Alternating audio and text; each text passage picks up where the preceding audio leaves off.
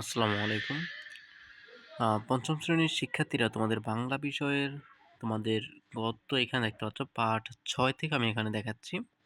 গত ১ থেকে ৫ পর্যন্ত পাঠগুলো আমি সকল প্রশ্নগুলোর উত্তর এখানে দিয়ে দিয়েছি। তোমরা যাতে প্রশ্নগুলো খুব ইজিলি পড়তে পারো, তোমাদের যেন অসুবিধা না হয় সেজন্য।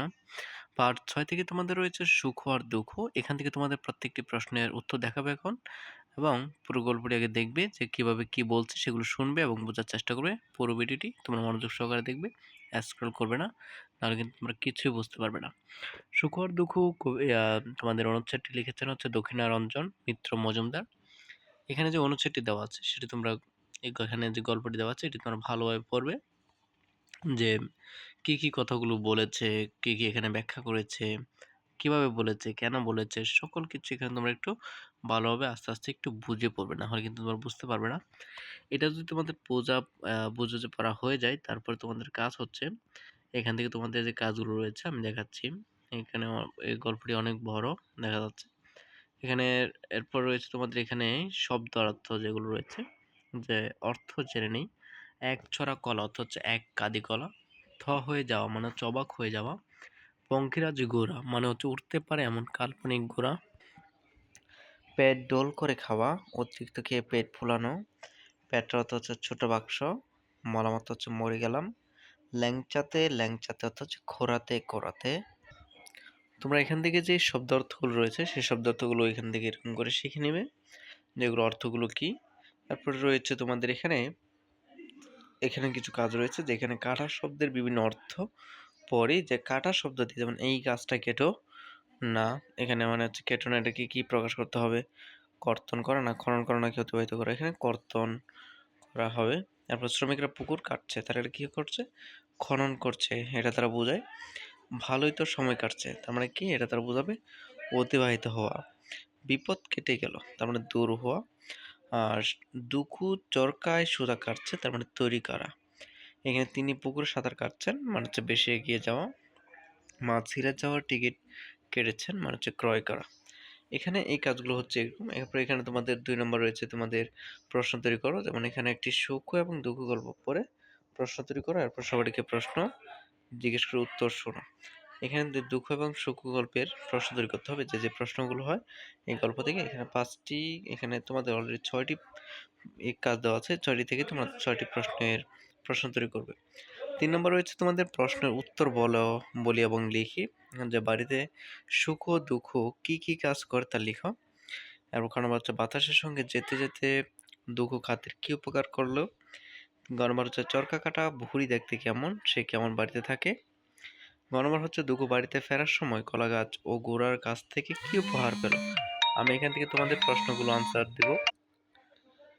তারপরে এখানে বলা হচ্ছে গ নম্বর, দুঃখ বাড়িতে ফেরার সময় কলা গাছ ও গোড়া গাছ থেকে কি উপহার পেল। তারপর হচ্ছে সুখ কেন ভালো কিছু পেল না। এই প্রশ্নগুলো সকল প্রশ্নগুলোর উত্তর আমি দেখাবো তোমাদের, একটু অপেক্ষা করো। আমি আগে তোমাদের বইয়ের যে প্রশ্নগুলো রয়েছে সেগুলো একটু দেখাচ্ছি। ৪ নম্বর হচ্ছে দুটি বাক্য জোড়া দিয়ে একটি বাক্য বানায়। যেমন দুঃখ তুলা রোদে দিয়েছে তারপর উঠোনে বসে আছে। তারপর হচ্ছে দুঃখ তুলা রোদে দিয়ে উঠোনে বসে আছে। এখানে দুটি বাক্যকে একটি বাক্যে পরিণত করতে হবে। একটি বাক্যে তোমরা কিভাবে পরিণত করবে একটু দেখবে তোমরা যে দুইটা বাক্য কি হবে একটা বাক্যে পরিণত করা যায় বা একটা বাক্যে রূপান্তর করা যায়। আমি এখন সকল প্রশ্ন কাজগুলো দেখাবো। এরপর তোমাদের পরবর্তী ভিডিও তোমাদের সাইক্লোন অধ্যায়ের যে প্রশ্নগুলো রয়েছে সকল প্রশ্নের আনসারগুলো দেখাবো। সেগুলো দেখতে হলে অবশ্যই বলবো চ্যানেলটি সাবস্ক্রাইব করে বেল বাটনে ক্লিক করে আমাদের সাথেই থাকবে, না হলে কিন্তু তোমরা কিছুই বুঝতে পারবে না। উত্তরগুলো দেখার জন্য তোমাদের আমন্ত্রণ রইল। এখানে তোমাদের যে প্রশ্ন তৈরি করার যে কাজগুলো ছিল, যেমন আমি এখানে প্রশ্ন তৈরি করে দিয়েছি যে তাঁতির কয় মেয়ে, তারপর তাঁতির মেয়েদের নাম কি, তারপর হচ্ছে দুখুর সর্বপ্রথম কার সঙ্গে দেখা হয়েছিল, ক নম্বর হচ্ছে গরুটিকে দেখে দুখুকে কি দিয়েছিল, তাঁতির ২ মেয়ের মধ্যে কে লোভী। তারপর হচ্ছে তোমাদের এখানে প্রশ্নগুলোর উত্তর দিয়েছি আমি এখানে।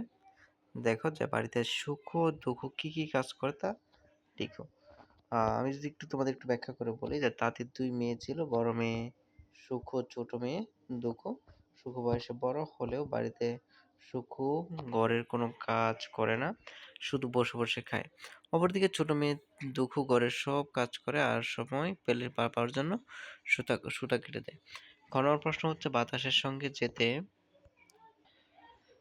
যেতে যেতে দুঃখ কলাগাছ ও ঘোড়ার উপকার করে।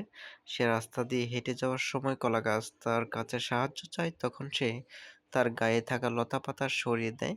কলাগাছকে সাহায্য করার পর একটি ঘোড়া দুঃখর কাছে সাহায্য চায়, তখন দুঃখ ঘোড়াকে কচি ঘাস কেটে খেতে দেয়। এভাবেই দুঃখ কলাগাছ ও ঘোড়ার উপকার করলো। এ হচ্ছে প্রথম দুটো প্রশ্ন। গ নম্বর প্রশ্ন তোমরা দেখো যে চরকা কাটা বুড়ি দেখতে কেমন, আর সে কেমন বাড়িতে থাকে। চরকাকাটা বুড়ি দেখতে একটি ভারী দাওয়ায় বসা একটি বুড়িকে দেখতে পায়। দুঃখু সে বসে বসে চরকা কাটছিল। দুঃখু দেখলো চরকা কাটা বুড়ির চুলগুলো দুধের মতো সাদা এবং পরনে সাদা শাড়ি। সে দবদবে সাদা একটা বাড়িতে থাকে। দুঃখু বাড়িতে ফেরার সময় কলাগাছ বুড়ার কাছ থেকে কি উপহার পেল। গ নম্বর প্রশ্নটির উত্তর দেখবে যে বাতাসের ডাকে দুঃখু যাওয়ার পথে কলাগাছ ও ঘোড়াকে সাহায্য করে, তাই তারাও দুঃখুকে পুরস্কার দেয়। দুঃখু বাড়ি ফেরার সময় কলা গাছের কাছ থেকে মস্ত এক জোড়া সোনার কলা উপহার পেল এবং সে ঘোড়ার কাছ থেকে পেল একটা পঙ্কিরাজ ঘোড়ার বাচ্চা। এ হচ্ছে ঘ নম্বর প্রশ্ন উত্তর। এবং নম্বরটা দেখো তোমরা যে সুখু কেন ভালো কিছু পেল না।